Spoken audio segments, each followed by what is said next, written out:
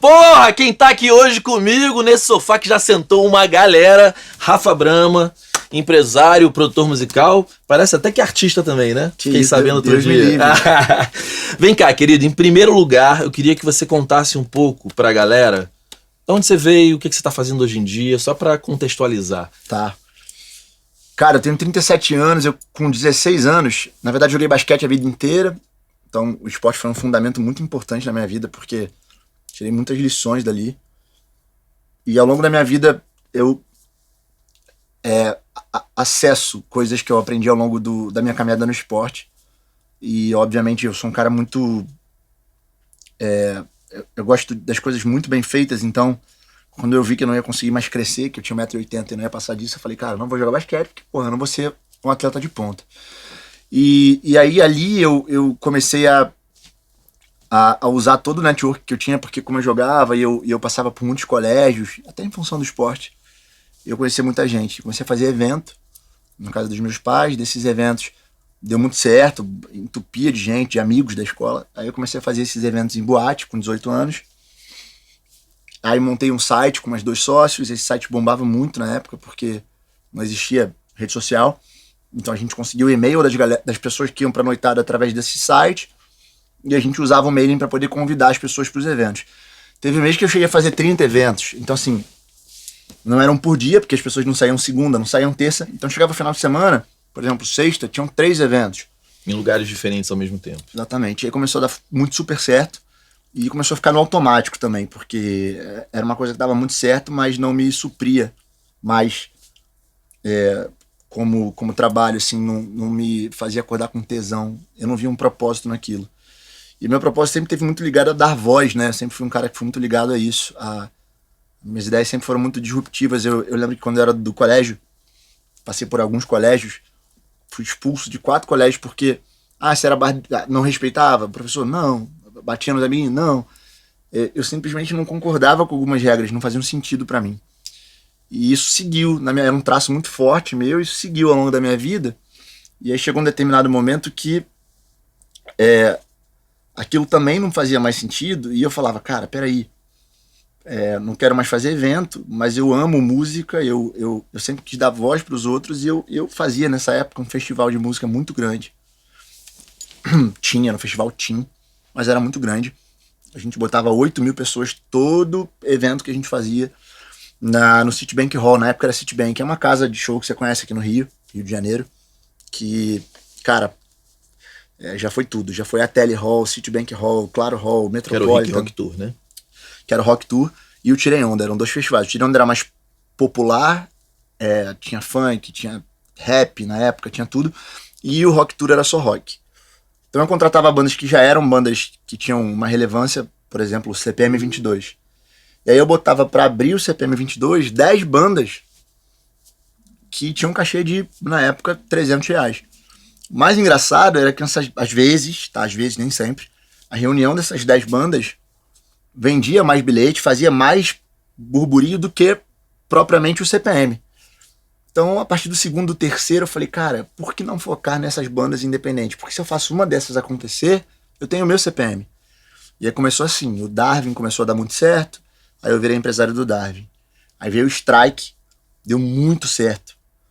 Virei empresário do Strike. E o Strike, virei não, né? Juntos, começamos a trabalhar e eu falei, cara, você tem um empresário, ok? O Marcelo falou, ok. E aí a gente saiu com o Strike de R$400, 300 e poucos reais de cachê para 30 mil em um mês. Foi a abertura da Malhação, abertura mesmo, tema. Foi Lulu Santos, depois de não sei quantos anos Charlie Brown e depois Strike. Aliás, eu vou aproveitar para fazer a primeira pergunta, porque eu já sabia de tudo isso. Eu vou entrar aqui numa questão que eu acho fundamental para qualquer artista, que é formação de audiência. E aí eu acho que no mais profundamente a criação de uma cena. Uhum.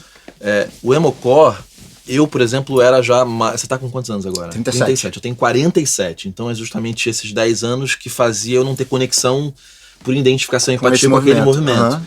Mas eu acompanhava o Ramires de longe por causa do Thiago, já conhecia o sketch, então eu acompanhava muito mais como um cara de mercado olhando aquilo que estava acontecendo. E muita gente olha pra ti e até as pessoas acham que pelo movimento Emocore não ter o respeito da imprensa especializada chata que só gosta do que eles gostam, não se deu determinado valor para esse movimento musical, da mesma forma como não deu para ti o crédito de alguma forma ter fomentado uma cena. Sim. Que se essa cena não tivesse acontecido, não teria tido talvez o sucesso dessas bandas e mais. E aí o Sketch me falava na época, e ontem eu falei com ele, ele falou, cara, você tem razão. Os crossovers, que ele falou, cara, você tinha um CPM trazendo uma galera, no meio às vezes tinha um DJ, então o Brahma proporcionou pra gente um evento com som muito bom que nenhum daqueles artistas tinha tido acesso, todo mundo tocava na matriz, era som ruim, festa ruim, e de repente você trouxe público pra uma cena, fez esse crossover de bandas grandes com bandas pequenas e aquilo de alguma forma aconteceu. Sim.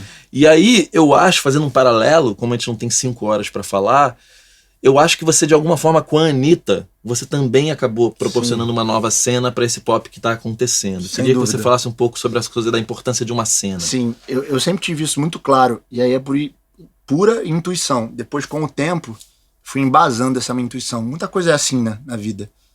A gente não entende por que a gente tem certeza daquilo, e aí ao longo da tua caminhada, você vai tendo sinais. Você fala, caralho, porra, não tô tão maluco. Aí vem alguém e fala, você fala, puta, aquilo que eu pensei é verdade. Eu sempre tive muito claro a ideia do nicho na minha cabeça. Porque você precisa de uma tribo.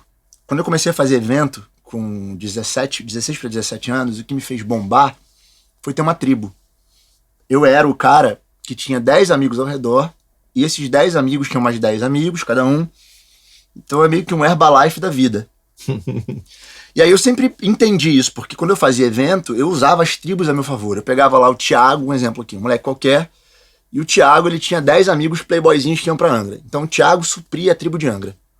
Então quem é a galera que vai suprir a tribo do domingo no cinema do New York? Ah, é a Karina. São os alfas de cada tribo. Exatamente. Então eu pegava isso como instinto, intuição pura. Como produtor de evento com 17 anos, eu pegava os caras que eu sabia que iam me dar esse resultado, que iam trazer essas tribos, e falava, nessa tribo aqui é esse cara que vai mandar. E isso nada mais é do que você criar os nichos. Aqui é o nicho da galera playboyzinha que usava New Balance e ia pra Angra. Aqui é o nicho da galera que gostava de jiu-jitsu e brigar em porta de escola. Aqui é o nicho das meninas patriçocas que gostavam dos caras mais velhos. Aqui, então, eu sempre entendi que os nichos funcionavam. E nos eventos eu trabalhava com nicho, porque quando você trabalha com eventos, se você quiser tirar para tudo que é lado, você não consegue. Você tem que nichar. Então eu vou nichar num público, Patricinha, Mauricinho, Zona Sul, de 17 a 22 anos. Beleza. Escola americana, escola alemã, Corcovado, aí você nicha. Aí de novo nicho. Então eu fui encontrando o nicho, que eu já tinha como instinto, em várias etapas da minha vida. Quando eu comecei com a música, né, de uma maneira objetiva, como profissão, que foi ali na época do Rock Tour e do Tirei Onda, eu pensava igual, eu falava, não adiantava fazer o evento. Tanto que eu criei 2 eventos nichados. Um era só rock, e o outro era o Tirei Onda, que era popular. Na mesma casa, pro mesmo número de pessoas. Exatamente. Bombando ao mesmo tempo? Ao mesmo tempo, eu fazia um no mês, outro no outro, para dar um respiro. Então a gente fez 21 eventos em 2 anos. Era meio que quase um por mês, só que a gente ia intercalando. Lá no Metropolitan. E era recorde, tá? Eu sempre bombava. Cada dia a gente batia um recorde mais legal. Porque tinha um limite na casa, então a gente aumentava o ticket médio, aí esgotava. Aumentava o ticket médio, esgotava. E aí o que eu fiz foi, cara, realmente criar um nicho. Eu peguei essas bandas que eu entendia que tinha uma demanda, e na época a internet ainda não era uma realidade tão grande. Então como é que você sacava essa demanda? Cara, pesquisa mesmo. Eu ia para aquelas lojas de venda na verdade, o que eu fazia? Eu pegava e colocava convite para vender nas lojas Hot Butters, que é uma marca de surf que tinha em todos os shoppings. E aí eu pedia pra menina que ficava lá vendendo, funcionária da loja, fazer um cadastrozinho de quem ia comprar. E aí a pessoa falava quais eram os artistas que elas mais... Tava indo por quem?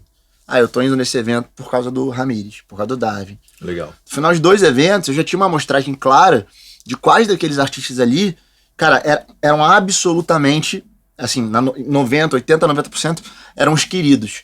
Eram 4, 5 dos 30 que eu chamava. Então aqueles 4, 5 ali eu falava, tem potencial. E aí eram não vou citar aqui quais, mas eram os que eu pescava ali e tentava trabalhar mais próximo.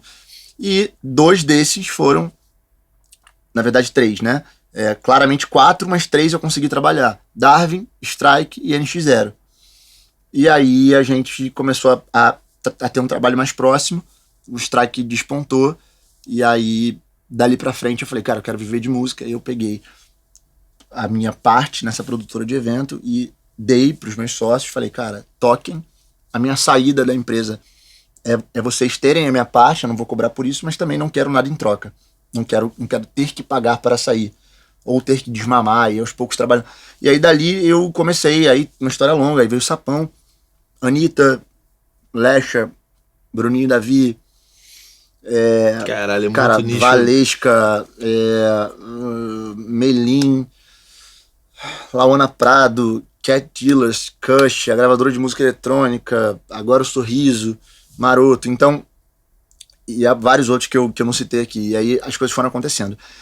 Mas o meu primeiro artista, teve Adriano Ribeiro lá no início, que é do Bom Gosto, o primeiro de todos foi o Darwin, que é um artista que, assim, não aconteceu tanto, mas me ensinou muita coisa, e para aquele nicho aconteceu. E eu, porra, sou muito grato, porque se não fosse o Darwin, eu não estaria aqui, talvez, né? Óbvio, de repente estaria por outro artista e eu seria grato por outro. Mas no caso, como foi o Darwin, que foi esse pavio ali, né? Que fez eu chegar aqui. Sou grato pra caralho, sempre troco ideia com o Thiago, que é o vocalista. Hoje ele é um cara que toca a banda por prazer. Ele é professor, se eu não me engano, de história, teologia também, Universidade Federal, o cara é foda pra caralho.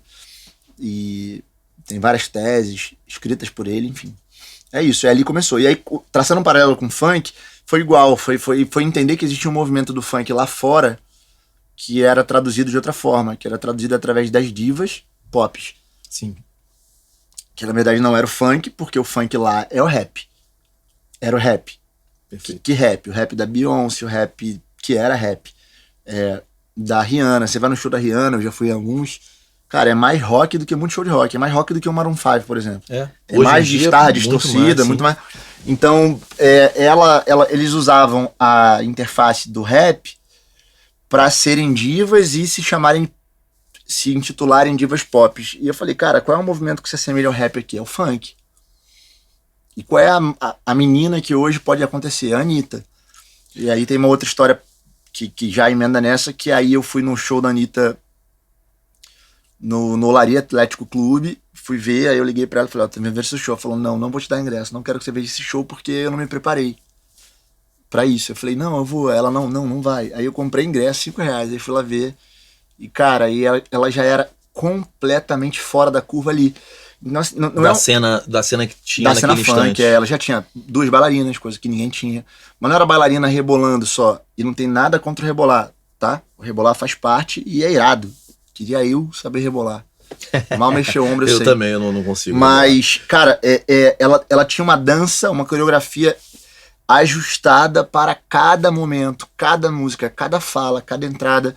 E na época era o Stiletto, que era a Arielle, que é a bailarina dela, que tratava isso junto com ela, que era um tipo de dança que era feita em cima de um salto, não era aquela dança mais voltada pro urban, pro street, que é o que rolava. Então, ela trouxe não só a dança, como um tipo de dança. Então isso foi do caralho, porque toda a categoria de bailarinas que gostavam de Stiletto, que era uma dança que a Beyoncé, inclusive, já estava fazendo lá fora, aí vem o lance do nicho. Aquele nicho todo, automaticamente, também, né? Entender foi em cima da Anitta. Né? Foi em cima que eu digo, abraçou o trabalho da Anitta. Ela já misturava várias influências de blues, de jazz, do pop. Aí o que é o pop, né? Porque pop pra mim não é porra nenhuma. Mas desse pop americano, da Rihanna, da Beyoncé, do rap. E aí cara, eu tô falando assim, eu tô indo e voltando no tempo, né? Mas foi do caralho. Nesse exato instante, já que você tá indo voltar, até pra me situar, nesse momento que você vai no show da Anitta, ela tava em qual tamanho? Já tinha lançado algum vídeo? Ela já tinha uma relevância? Ela já tinha Menina Má com o Denis. O Denis tinha produzido a música. E ela tinha gravado num ferro velho que tem na Dutra, na Via Dutra. E era essa música. Tocava só aqui no Rio de Janeiro e em Vitória, porque Vitória tem uma cena funk muito forte. Nessa época era da Furacão 2000 e a única mídia que ela tinha eram as mídias da Furacão. Furacão tinha um cross-mediazinho, um grupo de comunicação que era a Rádio Furacão 2000, que na época, se não me engano, era dentro da FM O Dia. Acho que sim. Tinha a TV, que eles usavam a Band, eles compravam um horário na Band para passar o programa da Furacão, e eles tinham os bailes da Furacão. Então eles tinham essas três vias de comunicação. E aí era tudo que ela tinha. Não tinha um Warner nesse momento Não, ainda. zero, Warner, longe. A gravadora era a Furacão se colocava como gravadora. E a gente conversou no final desse show, ela ficou sem graça, porque eu fui comprar o ingresso e vi. Quando ela saiu, eu lembro até hoje, no Meriva, ela, o Renan, o irmão dela, ela saiu do carro, me abraçou, a gente se cumprimentou, falei, pô, que show foda. O Adriano Ribeiro, que é esse vocalista que era do Bom Gosto, estava comigo. E aí ela falou, mentira que você viu. Eu falei, claro que eu vi, te falei que eu ia ver. E a gente marcou de trocar uma ideia no Outback. Aí, uma semana depois, a gente se encontrou no Outback, conversamos, e aí tinha um problema contratual, porque eu teria que tirá-la da Furacão. E aí eu fui com ela, mas ela chegou na minha casa às 6 da manhã, eu morava no Recreio, Peugeot 206, capenga. Cai capenga mesmo, cai nos pedaços. Ela falava, cara, fudeu, vai cair, vai quebrar. Ela ria pra caralho, ela falava, meu Deus do céu, como é que esse carro ainda aguenta? E a gente foi no meu carro, ela foi na frente, eu fui atrás, fui seguindo ela até lá, até o galpão da Furacão 2000, que eu não lembro onde era, acho que era Irajá. E aí lá em Irajá eu sentei pra conversar com o Rômulo, e é aquele show, né, cara? Aquele show de loucura. Não, mas pra sair daqui ela tem que pagar 2 milhões. Mas por que 2 milhões? Porque cada execução dela, ele precificava a execução da própria rádio. Aí é um papo de doido.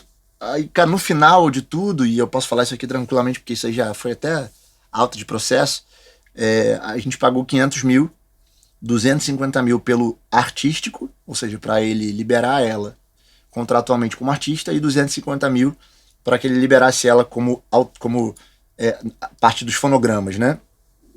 O que diz respeito à autoria e fonograma. Tá. Porque ela também era exclusiva como autora. Como autora, e os fonogramas eram a detenção dele, exatamente. Então, liberamos artisticamente, liberei o fonograma / autora. Já tinha Camila nessa história? Então, nessa reunião do Outback, Camila já estava. Quem foi negociar com o Rômulo fui eu, porque a Camila tinha um embate com o Rômulo, seria pior.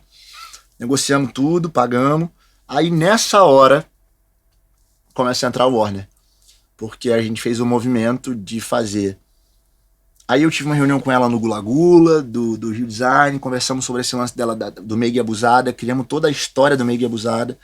Aí eu trouxe o Calvino, como é que o bunda doido? Thiago, pô, amigo do sketch pra caramba. O Thiago era baterista de uma banda que eu contratava, do Asterisco Zero, pra fazer o Rock Tour. E aí o Thiago tava fazendo making off pra caralho, e eu falei, cara, eu queria essa leitura, eu não queria aquela parada do funk quadrada, eu queria a leitura do rock. Já pensando nesse lance meio Rihanna. Na verdade, você abriu uma porta pro Thiago incrível, né? Sim, porque mudou a vida dele, né? Sim, o Thiago tá agora, nesse momento, editando um clipe da Melim que ele gravou anteontem. Cara, eu gosto muito do Thiago. Continuo fazendo muita coisa com ele. E virou surfista, né? Surfista, porra, fitness tá sequinho, também. né? Fitness pra caralho. O Thiago é foda, o Thiago tem uma flexibilidade bacana como diretor. Porque ele não impõe o que ele quer e tal. Enfim, ele já envereda pro outro lado. Mas aí a gente falei, cara, vamos fazer o seguinte. No Gula Gula eu falei com ela, a gente precisa mostrar essa dualidade. E na época Katy Perry estava muito forte. Eu falei, a gente não pode focar em criança. Já tinha criança gostando dela. Eu falei, isso tem que ser um efeito colateral. Porque se a gente foca na criança, eu tenho uma experiência, porque eu fiz evento teen muito tempo. Mas eu nunca chamei de teen. O Rock Tour era uma matinê. O Tirei Onda era uma matinê. Só que eu não chamava de matinê. Mas era matinê. Começava às 4 da tarde, ia até meia-noite. Acabava no horário que, teoricamente, o pai gostava, porque pegava o filho. Não acabava às 4 da manhã. Mas o não vendia bebida alcoólica. Matinê, que ele não quer sentir na matinê. Você não pode falar matinê, a palavra. Exatamente. Você não pode falar teen. E a mesma coisa que eu falei pra ela, a gente não pode focar nisso. Então vamos colocar esse lance da dança, vamos colocar esse lance do Meiga mandou abusada. E nasceu ali essa ideia, ela compôs essa música, composição dela, compôs também Choros Poderosos. E aí a gente junto, cara, aí já tem muita mão dela, muita mão também dos nossos outros sócios na época. E aí eu trouxe as pessoas, as peças. Trouxe o Calvino. Aí eu falei, cara, bora dirigir com um cara foda que chama Blake. Dirigir umas paradas da Beyoncé lá fora. Bora. Contratamos o Blake. E aí, porra, bora fazer esse lance lá em Las Vegas ou em Los Angeles, pra gente poder trazer essa textura. Porque lá, quando você filma, não importa. se você filma no shopping, já é diferente do shopping daqui. E vamos trazer? Vamos. E aí a gente foi trazendo essas peças e fizemos o primeiro single dela oficial, que foi Meio Abusada. E aí a Warner já veio de bicho já, e a gente assinou com eles. Nessa época. Já numa situação melhor de negociação também, porque a coisa já estava acontecendo, né? Melhor do que era, mas não boa. Já, assim, foi muito melhor do que seria antes, se a gente tivesse assinado no momento que eu tirei ela, que a gente saiu da Furacão. Mas esse intervalinho de 4 meses, produzir esse clipe lá fora, nos fez sim conseguir negociar com a Warner um pouco melhor. Mas a gente conseguiu mesmo botar o pau na mesa, digamos assim, com a Warner, quando a gente virou Show das Poderosas. Porque aí foi um esporro tão grande no Brasil inteiro que a Warner falou, cara, agora a gente vai ter que se render e fazer o que tiver que fazer. E a gente conseguiu mais grana pra um monte de coisa, e aí a coisa começou a acontecer. Até porque a Warner, naquele instante, ela tava uma gravadora bem frágil, né? Tava, ela só tinha o Rapa e a Maria Rita. E a Maria Rita tava saindo, só tava o Rapa tava sem lançar nada, porque tava num hiato. Tava fragilizada pra caralho. A Anitta realmente fez a gravadora ter um fôlego absurdo. E esse trabalho nosso durou um bom tempo, foi lindo. Então ali a gente conseguiu trazer algumas coisas que eu considero muito importantes. Dar pro funk uma dança. E isso é foda, porque são esses elementos que, por exemplo, se você fala do rap americano, e você volta pro hip hop, você volta pros dançarinos de break, das danças de rua, todo esse social defende, faz com que o rap fez com que o rap conseguisse chegasse até aqui, né? Um movimento cultural, vai além. Então o funk tinha esse lance de vida periferia, a gente trouxe os elementos musicais através do Humberto e do Mãozinha, de um universo mais americanizado, mais... Que tem a ver pra caralho com a cultura pop. Total. Né? E a gente fez deu esse banho de loja, né? De trazer bons profissionais pra gente sair dessa linguagem, por exemplo, Make Off é feito pelo Calvino. Make Off era um Make Off com uns cortes foda pra época. Câmera tremida, câmera na mão. Não era aquela parada tipo, vamos botar um tripé. Não, era o tempo todo movimento. E eram linguagens que não existiam na cena funk. E nem nenhuma outra cena no Brasil, porque nenhuma outra cena permitia isso. Não existia esse... que a gente, é o que você falou, né? O pop é o que é o pop naquele instante, naquele devido lugar, né? Sim. A Anitta virou referência, hoje é pop. Quando a gente era mais novo, era o Kid Abelha, era pop. Sim. É que na verdade, aí tem um conflitinho de geração. Eu não peguei o Kid Abelha como pop. E na verdade, a minha geração, ela não viveu pop. É verdade. A minha geração. A minha geração... Porque eu defendo inclusive isso, tá? Uma teoria minha, assim, eu defendo com unhas e dentes. Eu acho que o pop no Brasil não existe. Porque o pop ele não é gênero, o pop é um estado musical. Exatamente. Não existe um pop. Não. Todo mundo nasce em algum subgênero e aí a pessoa cresce tanto que se torna pop. Porque ela transcende aquela prateleira. Você faz um crossover tão grande. Exatamente. A Anitta ela é pop, mas ela era funk. A Ivete era axé, e se tornou pop. A Gadu era MPB. Ficou pop no momento, no estado. Mas eu acho que a Anitta carrega hoje como um atributo de marca, ela é considerada a artista pop brasileira e referência do que é o pop nacional, e ela moldou o pop nacional, né? Mas aí, por exemplo, o Melim é pop pra um monte de gente, e a Melim não tem nada a ver com o pop da Anitta. Sim. E aí, pra muita gente, por exemplo, o Luan Santana é pop. O que é o Melim dentro do Spotify? Como assim? Hoje? Como hoje, porque a gente tem ainda a questão agora do que a gente acha que é uma coisa e o que os algoritmos acham que alguma coisa é, né? Sim. Então, a Melim hoje tá acima do bem e do mal no Spotify, então eles não precisam mais de subgêneros pra se manter, mas no início a gente classificava eles como reggae. Olha só. Porque tem um lance ali do reggae, né? Ele tava com reggae, eram as prateleiras que a gente buscava, até porque era sim uma referência muito forte deles. Até hoje, Meu Abrigo é um reggae, Ouvi Dizer é um reggae. Que é o Vitor Clay faz um pouco isso também, né? Faz. A Pega a Praia, que o Armandinho deixou meio que no ar. E o reggae essa coisa mais solar. Mais solar. E essa coisa, esse é um grande atributo de marca, né? Solar, ser solar. A Anitta é pop, mas ela não é tão solar. Vitor Clay é solar. Sim, eu consigo imaginar na Praia do Rosa, tocando essas bandas todas num playlist, né? Sem dúvida. Só uma questão versus racionalidade e intuição. Nesse momento da Anitta, você já enxergava o Brahma mais consciente dessas escolhas de uma maneira mais pragmática? Totalmente, pô. Desde a época dos eventos eu já fazia essas escolhas pensadas. Eu faço um exercício, cara, que me custa muito. Que é... Porque eu sou um cara muito ansioso, muito, extremamente. De me exilar um pouco em alguns momentos da minha vida para poder ver uns 2 anos à frente. Aí por que me custa? Porque às vezes ficar sozinho durante 5 dias, sem ver ninguém, sem encontrar ninguém, no meu cantinho, só vendo documentário, fuxicando as coisas que eu quero, meditando, fazendo esses exercícios de futurologia, me custa muito, porque eu sou muito ligado no 220. Você consegue desligar o celular nesses 5 dias? Assim? Não consigo, mas aí eu crio janelas, sabe? Eu vou pegar Sei. o celular daqui a pouco, na hora do almoço. Vou pegar. E esses 5 dias, às vezes, eu tenho que me isolar mesmo, tenho que ir pra Teresópolis, eu tenho que fazer uma viagem sozinho, pra fora do Brasil, ou pra cá pro Brasil, mas pra um lugar que eu não tenha tanta, que as pessoas entendam que aquilo ali é um momento meu. Porque se eu for fazer isso em casa, as pessoas não entendem. E aí esse exercício, ele é um exercício de tentar entender quais são os passos que o mercado ou que a música naquele momento tá seguindo. A Melim foi isso um pouco. Eu já bati nessa tecla de banda, do retorno da banda, do universo cíclico dentro da música, e a minha ex-sócia Camila dava uma risada na minha cara.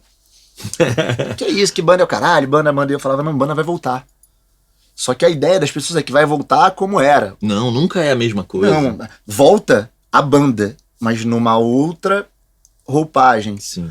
E esse exercício de futurologia, ele é chatão pra caralho, porque você se confronta, se olha no espelho, você coloca a tua vida também em xeque, você fala o que eu quero daqui a 5 anos e tal.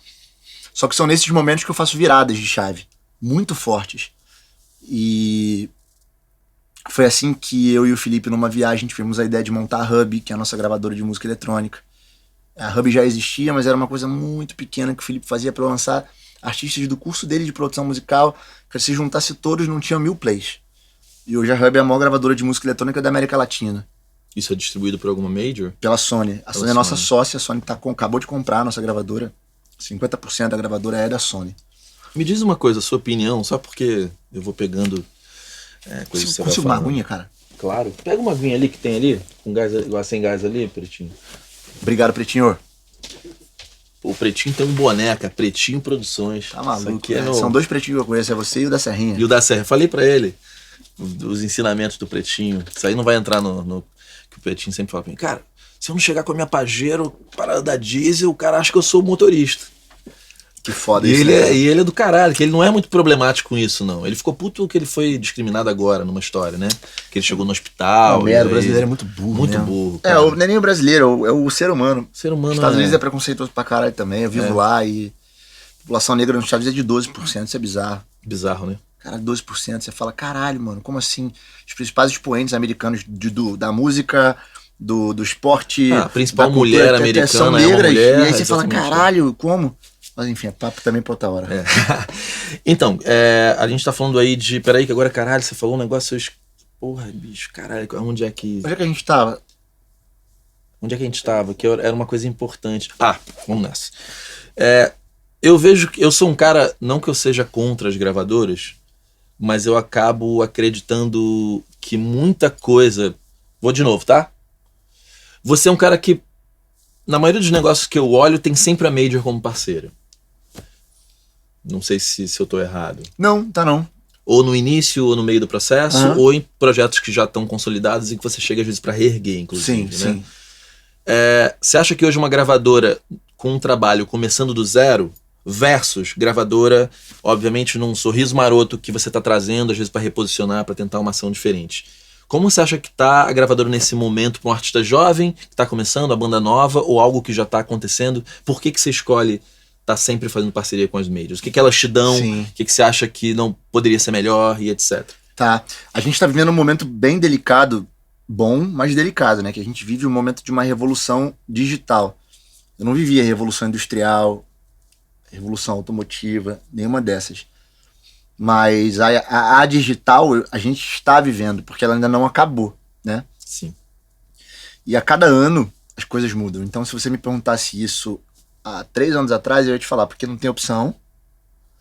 Hoje existem as agregadoras, então Sim. tem opção. E que cada vez mais estão agindo como esse agente investidor. Sim, né? sim. Tipo Altafonte com Esquiavo, maravilhoso, assim, né? Várias, o Jaime na Believe, a Silvia na The Orchard, tem... Acho que a própria CD Baby, nas conversas que eu tenho com o Marcos, eu acho que vai entrar nesse caminho, pelo menos aqui no Brasil, Sim, que eles sim. sentiram que aqui precisa desse approach, né? E se você olhar, é um papo muito técnico, de maneira só número. Provavelmente as agregadoras, porque é complexo isso, a gente tem que falar de estágios de carreira. A gente não consegue falar disso sem falar de estágios. Exatamente, perfeitamente. Então, se o artista está no início da carreira dele, e aí você vai comparar um artista que está no D0, está começando agora, e aí você fala de uma gravadora e de uma gravadora faz muito mais sentido.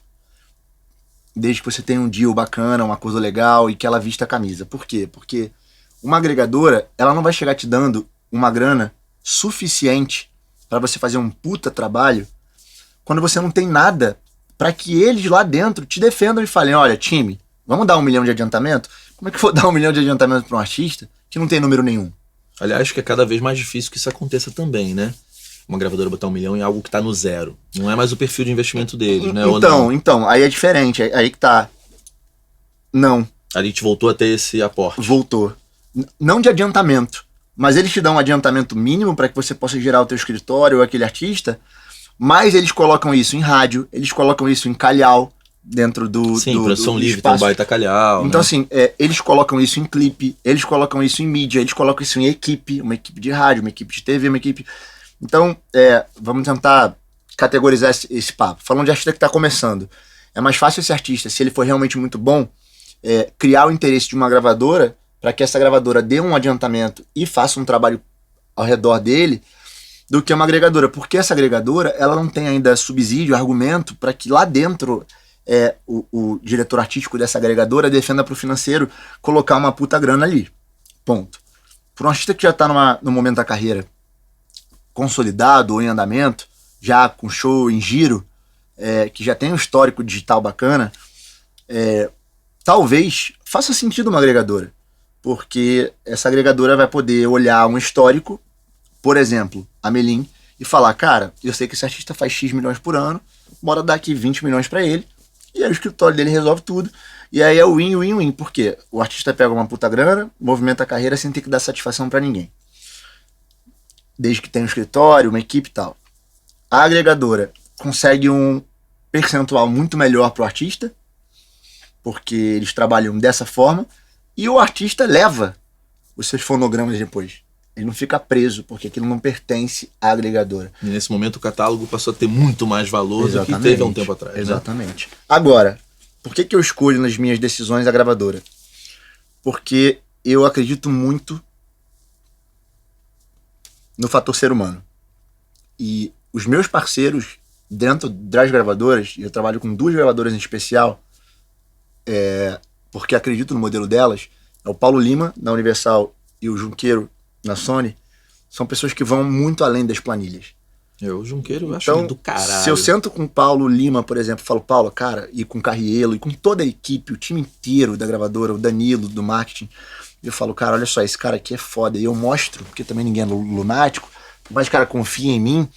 Eu mostro, ó, olha aqui, com um pouco que tá acontecendo. Com pouco a gente bota o que tá acontecendo. Ó, olha esse caminho aqui. Olha como esse cara aqui pode ser isso, pode ser isso. E aí o cara abraça. Aí o Paulo, falando de Universal, e eu posso traduzir isso pra Sony, eles olham muito além. E aí tem um ponto que é muito importante. Há 5, 6 anos atrás, ou há 8 anos atrás, 10, que eu já era desse mercado, os burocratas desse mercado, o cara que estava sentado na cadeira de uma presidência, ele não olhava além, ele olhava a planilha. Ah não, isso aqui tem a possibilidade de dar esse ruim aqui, paramos aqui. Tem aquele momento pós-Napster, né, que encolheu tudo, e os planineiros, acho que depois daquele escândalo da EMI, né, que derrubou a EMI no mundo inteiro, eu acho que tiraram todos esses caras que eram considerados os gênios da história. Eu acho que realmente era muito importante. Max Pierre, aquele cara da EMI que eu esqueci, que dizem que era muito grosso, que é o gringo, que era um gringo. Não sei. Mainar? Não, Mainar? Acho que é Mainar, não. Saiu, porque quando mandaram, foi um movimento, teve aquele escândalo da EMI, e aí saiu o Max do nada, saiu da EMI, e aí começaram a entrar planilheiros mesmo. Na verdade, você pega o Luiz, pega o Éboli, adoro o Éboli, mas ele é muito menos artístico do que o Paulo. O Paulo trabalhou de engenheiro de som com Liminha, né? Então, o histórico do Paulo é artístico. Então, você falar de música hoje, sem você considerar que as pessoas que estão cuidando da música são da música, não existe. De viver um mercado... Voltou a galera da música pra música. Viveu uma época que o mercado era controlado por pessoas que não eram da música, eram burocratas. Então hoje o Paulo Lima e toda a escala da Universal toda. Eu poderia ficar aqui horas falando um por um, sem nome de todos, sou amigo de todos, amo todos. E toda a escala tem a minha gravadora, por exemplo, os meus 2 artistas mais fortes, a Melim e a Lauana, eles estão dentro da Universal. E a minha gravadora de música eletrônica está dentro da Sony. Eu tenho um relacionamento do caralho com as duas, e as duas têm modelos bem diferentes de negócio, apesar de serem muito parecidos, mas não são. O básico que define isso é: a Universal entra de sociedade nos artistas. A Sony não tem esse modelo de sociedade. Então aí já tem um divisor. Então quando eu quero um sócio... 360, então, na Sony meio que... Existe um 360, mas eles não entram nessa fatia só. Entendi. Então não é 360, é um 300. Um 300. Eles não entram porque tiveram um histórico com a Day One ruim. A Day One entrou antes da hora no mercado, numa época que o mercado não estava funcionando tão bem da música. E aí foi uma bola fora, e aí hoje eles têm esse trauma. Então eles não empresariam. Eles não são sócios. Já na Universal eu tenho a GTS, que é minha parceira. A GTS é minha sócia na Melim, é minha sócia na Laona Prado. E a GTS é da Universal. A GTS é o braço da Universal de empresariamento.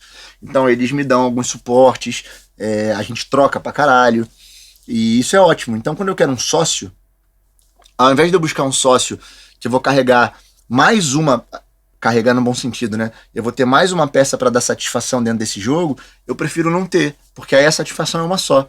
Gravadora e sócio estão no mesmo lugar. E eu aqui. Não, acho que faz total sentido. Então é um modelo que funciona pra caralho. E aí tem esse outro modelo da Sony que também funciona pra caralho. Por quê? Eu não divido a fatia. Eu não dou eu não preciso dar X% para ele. Ele não é meu sócio, mas ele também não me cobra nada. Então tá lindo. Sobra mais percentual para que eu possa suprir isso com equipe, contratando mais gente. E aí eu tenho um acordo do Fio do Bigode, que é: os artistas que eu não tenho na música eletrônica, eu faço Universal. Os que são música eletrônica, eu, por obrigação, contratualmente, eu tenho uma cláusula... fica bem claro. Eticamente, com seus parceiros, tá tudo certo. Tudo, né? E eu não posso competir mesmo, tem uma cláusula. Eu sou contratado dentro da música eletrônica da Sony Music. Um pouco como a Red Media é na Universal, Isso, né? Exatamente. Para que eu não possa fazer nada, sim. Muito bacana o papo com o Ferraz com eles, porque eles têm essa coisa comportamental também, né? Sim. E também é uma galera da música. Uhum. Então, você falou uma coisa que eu não tinha percebido, mas realmente a gente está tendo uma volta de pessoas que realmente vieram da música, respiram música para cargos de comando. Sim, pô. E isso é bem diferente daquele período pós-Napster ali, onde realmente os gravadores enxugaram tudo. E era muito burocrata tudo mesmo, né? Difícil conseguir tirar um dinheiro pra fazer uma puta capa. Sim. E aí você fala, mas você quer que o cara compre um negócio que ele não precisa com a capa ruim? Uhum. Eu acho que hoje tá se voltando a olhar pro valor das coisas que estão no entorno do artista. As pessoas estão começando... Também tem a ver com economia, né? O digital deu esse oxigênio pro mercado, mas eu acho que o mais legal disso tudo é que essas pessoas que estão hoje nos cargos de comando, e da hierarquia toda, do presidente, dos Paulos... O Lima, por exemplo, é um amigo pessoal. Dos Paulos ao René, na Sony, ao Carrielo, na Universal. Todos eles, literalmente todos, vieram da música. Então, cara, é um papo muito mais reto, muito mais direto. A pessoa entende onde você quer chegar. É muito difícil, cara, você falar de medicina com um cara que não é médico, sacou? Não dá. É difícil. E, porra, e era isso que acontecia. Você tinha que provar por A mais B pra um cara que era de telefonia...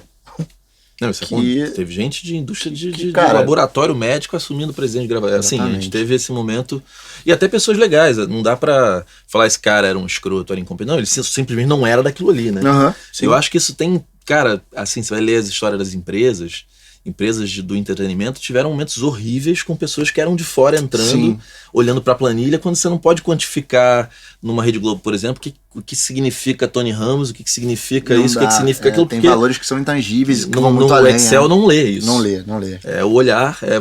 Eu acho, gente, assim, até porque eu gosto de fazer minha culpa também, eu acho que qualquer modelo serve para uns e não serve para outros. Então, por exemplo, os agregadores são super bons. Exatamente. Também. E o Brahma tem hoje um reconhecimento muito grande das gravadoras, então de todas, eu acho. Ele trabalha com as duas, mas se fosse Nação Livre seria a mesma forma.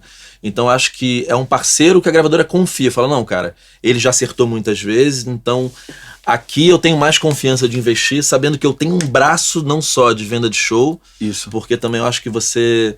não é um empresário vendedor de show, que eu detesto esses caras. Não, eu não sou vendedor de show. Você não é o vendedor de show, né? Eu, inclusive, busco parceiros para compor e fazer a venda, porque eu acho que a venda do show é um braço, né? É um braço e é literalmente um efeito colateral. Se tiver aquecido, estiver bem como artista, ele vai tipo tocar. O Renatinho Leone faz isso bem pra caramba, Sim. né?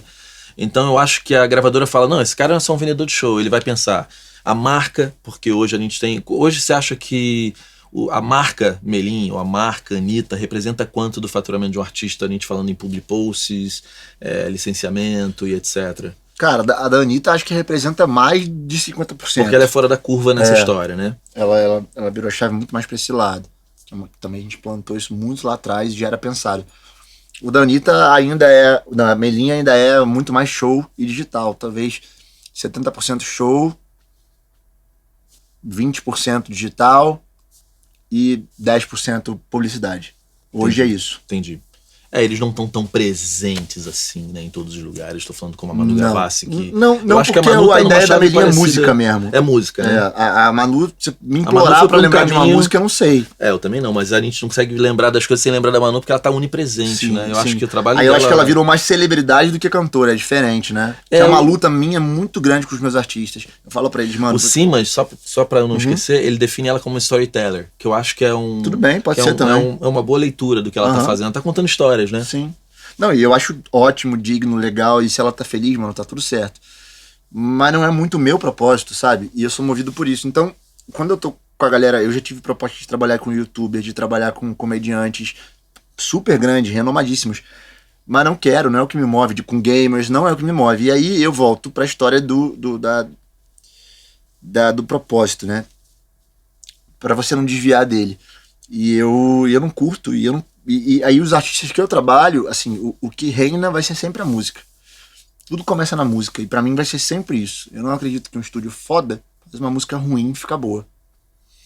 Mas eu acredito que uma música boa num estúdio ruim aconteça, vai brilhar.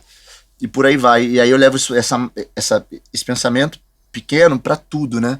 Não é o L do Melim, você vai tomar pra direita, tomar pra esquerda, que vai fazer vender mais ou menos. É o hit. É a música, é a consistência do trabalho. Uma série de outras pequenas coisas que fazem diferença. E trazendo isso pra história do percentual, eu acho que é uma consequência, porque a gente olha pra trás e a memória é curta, né? O tempo tá passando muito mais rápido. Sensação do tempo, né? A Anitta tá fazendo 11 anos de carreira. Ela começou essa construção de marca há 8, mais fortemente comigo. E ela começou a colher isso fortemente há 2, ou seja, ela levou 6 anos pra construir uma história. A Melim não tem 2,5 de vida.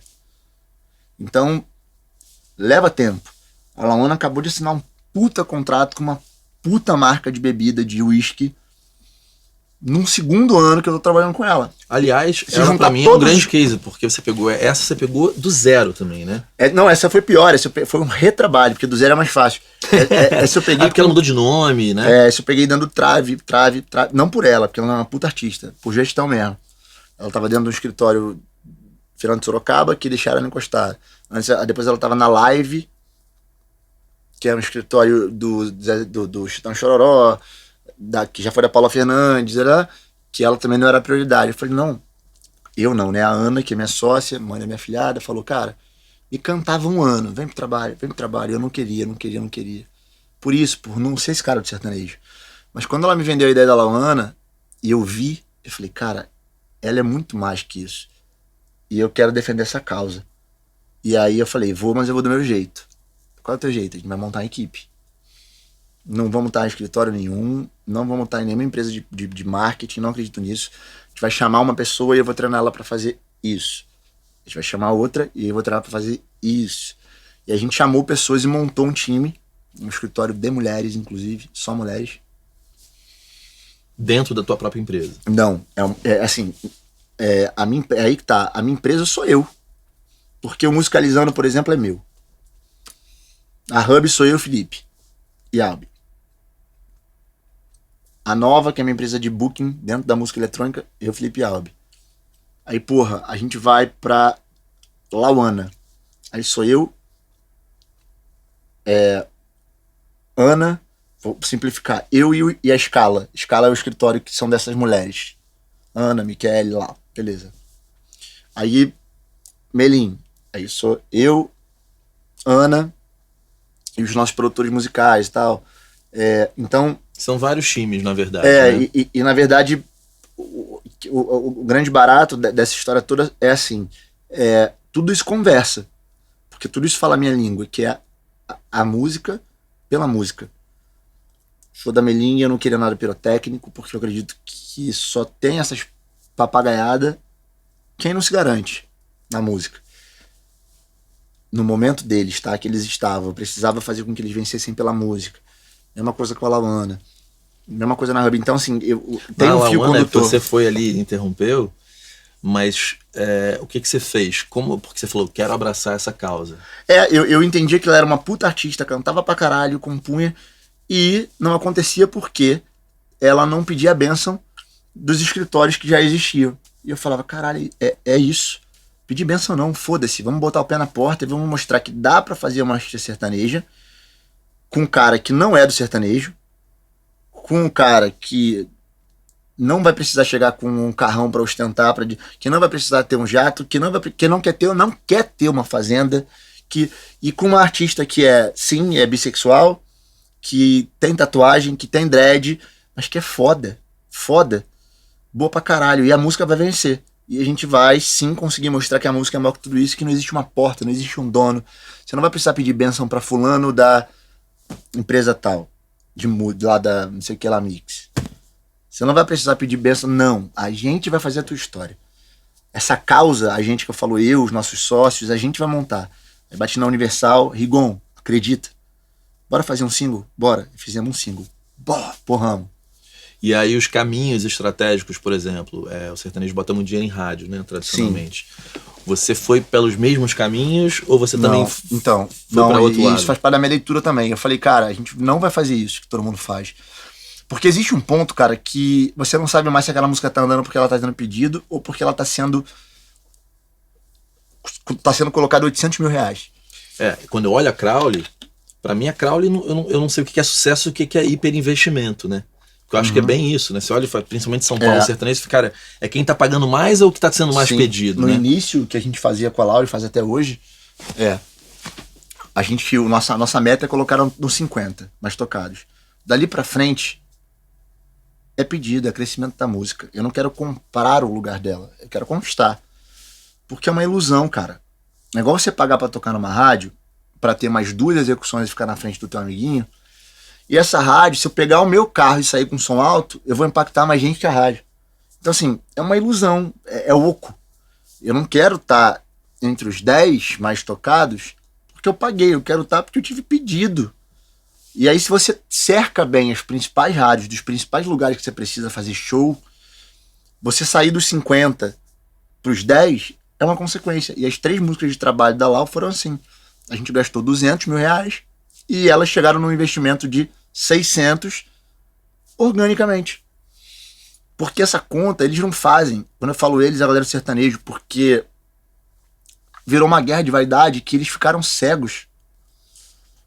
É um querendo comprar o lugar do outro. Eu não quero que o fulano toque. Na época da Anitta... tem gente começando a comprar as rádios, né? Na época da Anitta tem uma parada muito maneira. A gente conseguiu colocar ela e eu fazia rádio assim, eu mesmo fazia. Eu sentava e ia fazer... Sabia que eu ouvi falar isso? Falei, cara, na Anitta o Brahma era assim. Eu fazia, ele ia, né? Eu ia com ela pra estrada, com a Flecha também.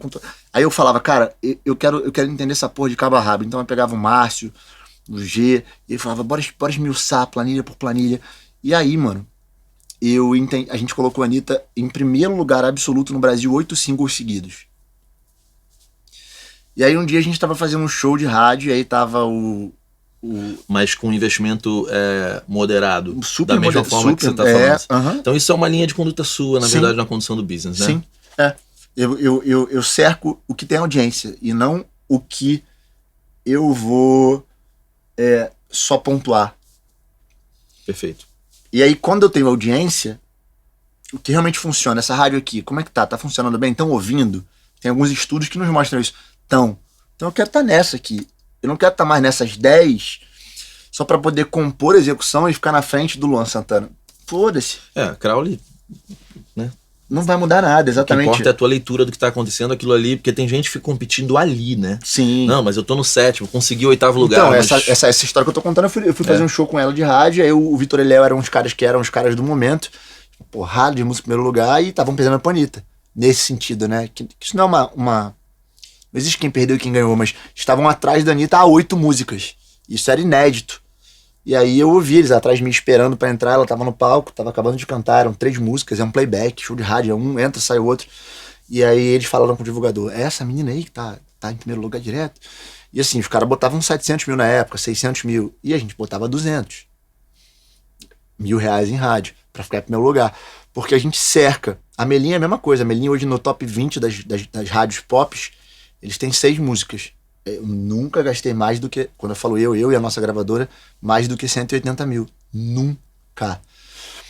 Porque, cara, você vai comprar aquele lugar. Então, se eu gasto esse dinheiro, os 180, o que vai fazer eu chegar nos 500 ou nos 600 é a galera pedir a música. É a música performar bem, é ela não ter skip rating, é nego não ligar lá e falando, porra, não quero tocar, porque tem gente que faz isso. E aí estavam começando a boicotar na época, queriam pagar para a gente não tocar. Melim. Anitta. Anitta. Só que não tinha como, porra. As músicas eram muito boas. Porque a galera pede. Exatamente. E aí você não bota, fica estranho, né? Então você começa a entrar numa loucura, numa cegueira, no exílio mesmo, assim. Tá vivo ali, mas você não tá pensando. E também tem uma hora, eu tava em Mato Grosso do Sul dando consultoria, né? E aí eu conheci um cara, você deve conhecer, esqueci o nome dele. Ele é dono do... Ele falou, Gabi, o som ganha em qualquer lugar. Aqui, os PAs são todos meus. E aí ele falando muito dessa história, ele falou, cara, os sertanejos estão tão cegos que eles não... Acho que eles nem sabem mais se algo tá dando lucro ou não tá dando lucro. Porque entrou num processo de hiperinvestimento, de um tá querendo estar na frente do outro, e eu acho que quando a gente ama muito isso, nesse lugar de tá mais importante vencer do outro do que fazer acontecer a médio e longo prazo, é a hora que a gente comete os maiores erros, né? Sim. Porque pega a vaidade e a gente, quando tá muito vaidoso, a gente fica meio burro. Sim, né? com certeza. É bem isso, né? Se a gente não ficar tomando cuidado com o quanto a gente está vaidoso em relação a alguma coisa, ou até mesmo a questão de Lean Startup, que se fala, cara, não tenha medo de pivotar se não tá dando certo também, né? Porque quando a gente se apega a algo e não quer mexer naquilo e não quer nem enxergar os erros, que a gente comete erros estratégicos. Da hora, vezes, pô, né? claro. E vai dando viradinha, vai ajustando. Vem cá, você tem um almoço importante. 4 horas, eu saio daqui 10 Aliás, quero dizer o seguinte, a gente marcou tudo informalmente. Porra, e ele viu que tinha um problema e me ligou e veio de qualquer jeito, a gente arrumou um jeito de antecipar. Então, de qualquer forma, imagina, cara, eu vou só rever aqui o que eu tinha pensado em te perguntar pra gente fechar rápido, tá? Cara, eu queria te fazer uma pergunta, porque eu fui ver eu tenho 2 percepções, por exemplo, Melim não tá fazendo isso. Esse desespero pra estar sempre no 1 tá fazendo todo mundo fazer muito cross. E cross, que fora o Alok, que é impressionante, que ele fez cross com qualquer coisa, e ele é o Alok, e cada vez é mais o Alok, eu fico na dúvida se esse desespero para estar hoje no número 1 não pode estar causando dano, às vezes, à marca de artistas a médio e longo prazo. O que você acha dessa obsessão pelo número 1, de estar no número 1 do Spotify, de ser o trending número 1 e ser... Você acha que um artista hoje precisa ser o número 1 o tempo inteiro? Não, eu acho que o número 1 é ruim pra caramba, inclusive. Eu acho que a médio prazo, você ser o número 2, número 3, número 10... é melhor, porque o número 1, cara, você toma muita pedrada, você tá tendo que se provar a todo momento. Inclusive, eu nem gosto do número 1. Só que é que tá a beleza da vida, né? Quando você não quer ser o número 1, você acaba sendo. Então eu acho isso legal, mas eu nunca gostei do número 1. Eu nunca gostei desse primeiro lugar, porque é um lugar que machuca muito. Qualquer deslize, você tá fudido. Os investimentos são muito maiores, as preocupações são maiores, e você consegue viver muito, muito, muito bem sendo o 100º dessa lista. O Brasil é muito grande, cara. O Brasil é um Brasil de muitos países dentro de um só. Eu não acredito no número 1 em inúmeras instâncias, assim. Nem no nível de investimento que precisa para ser o número 1, nem no significado de número 1, porque número 1 para mim, você ser o número 1 é o que exatamente? Porque assim, ser número 1 no Spotify, tudo bem, você pode ser, mas e aí? E aí o cara que vende mais show é o outro. Então, o número 1 pra mim pode ser quem bota mais dinheiro pra dentro. quem aposenta antes, quem consegue ter mais tempo com os filhos. Número 1 para outros é você ser número 1 de ouvinte mensal. Ouvinte mensal para mim é flutuante. Se eu gravar 10 feats, eu vou ser o número 1, porque eu vou pegar a audiência de um monte de gente. Um monte de cross, e é uma audiência que tá flutuando, ninguém tá te seguindo. Sim. Número 1 para mim, de repente, pode ser e é o número que te segue no Spotify, e não o número que te ouve.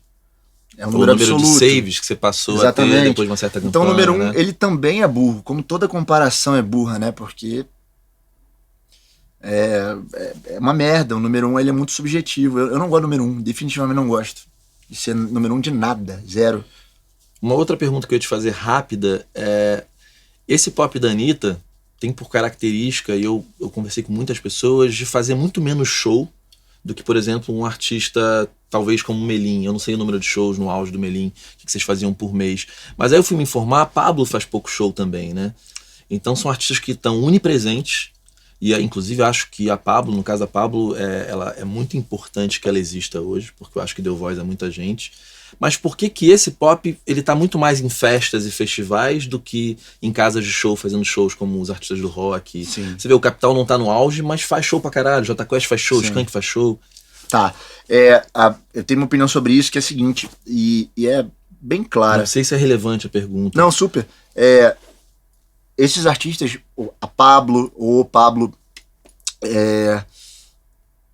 a Anitta não tá nesse bolo, tá? E eu não concordo que a Anitta esteja nesse bolo, porque ela faz muito mais festival e muito mais eventos do que show em casa de show por opção.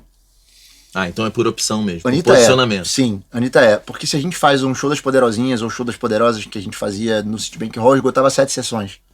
E ela tem que fazer foto com os fãs sentada, porque ela tinha que descer, levantar e sentar, levantar e sentar. Então ela poderia estar fazendo 28 shows por mês. Poderia, completamente. Só que o poder da Anitta, ele é multiplicado quando ele é colocado dentro de um festival em que você soma outras marcas. Aí ela passa a ser um puta emblemão, sabe? Um semblante maior. Agora já o fato da Pablo, o fato da Isa, o fato de alguns outros artistas... Ludmilla, falei das duas, mas Ludmilla, dessa por galera, exemplo, né? a Melim, ela lota absolutamente todos os shows que a gente faz, show mesmo, casa de show. Esgota ingresso não sei quantos meses antes e tal. Porque é um formato que a gente sempre estipulou desde o início de trabalho, música pela música, quero que o cara vá lá ver show. Mas por outro lado, vou te dar um outro lado da moeda. Não vende bebida. Porque o cara que tá no Via Melim, ele fica ali, ó, vidrado, cantando todas as músicas. Ele quer a música, né? Mas ele não vende